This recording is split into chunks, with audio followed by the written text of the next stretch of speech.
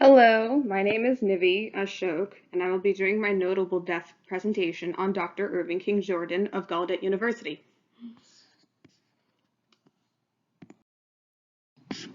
Early life.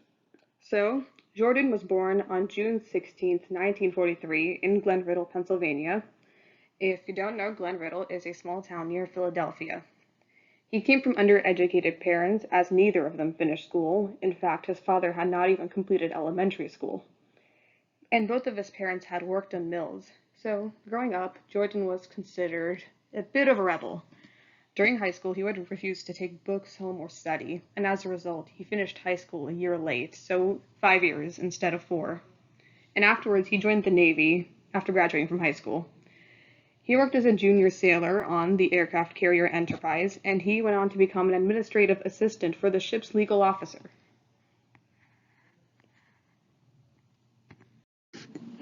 So, Jordan was not actually born deaf. It came about as a result of an accident.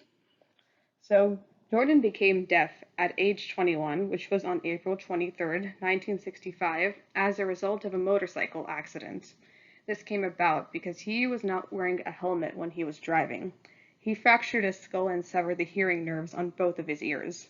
He woke up from a coma at Bethesda Naval Hospital, and it stated he had trouble communicating with people because the air needed for speaking was going through a tracheotomy tube, which was inserted through his throat.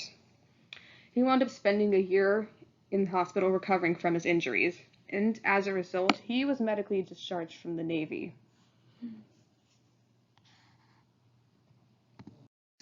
Education. Jordan started at Gallaudet University in 1966, which was not too long after the accident happened. So, for those who don't know, Gallaudet is a private university specifically for deaf and hard of hearing people. Jordan initially had trouble keeping up with class because he did not know sign language. He was initially aiming to major in chemistry or biology, but ultimately settled for psychology. This is because when he was a sophomore, he took a psychology class and was encouraged by deaf professor Sylvia Rosenblatt, and that led to him changing his path. And afterwards, he earned a doctorate for psychology at the University of Tennessee.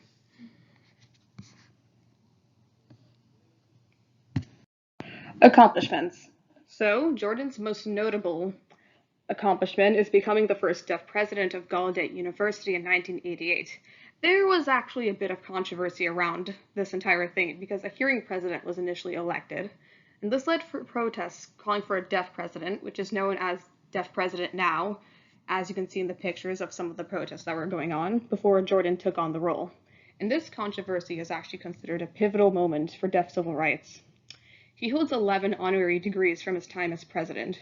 The most notable accolade would be the President's Citizens Medal. He is often credited with motivating Congress to pass laws for disabled people, namely the Americans with Disabilities Act, otherwise known as the ADA, and he stepped down in 2006.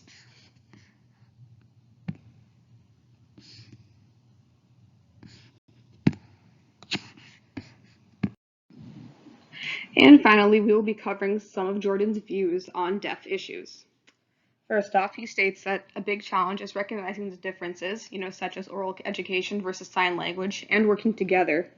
He mentions that some people are opposed to the other thing, someone practicing sign language being against oral education or vice versa.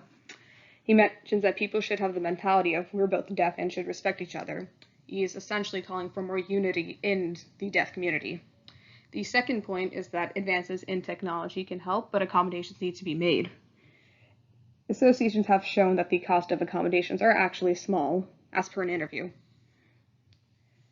And finally, he states that too much emphasis is put on the dis in disability.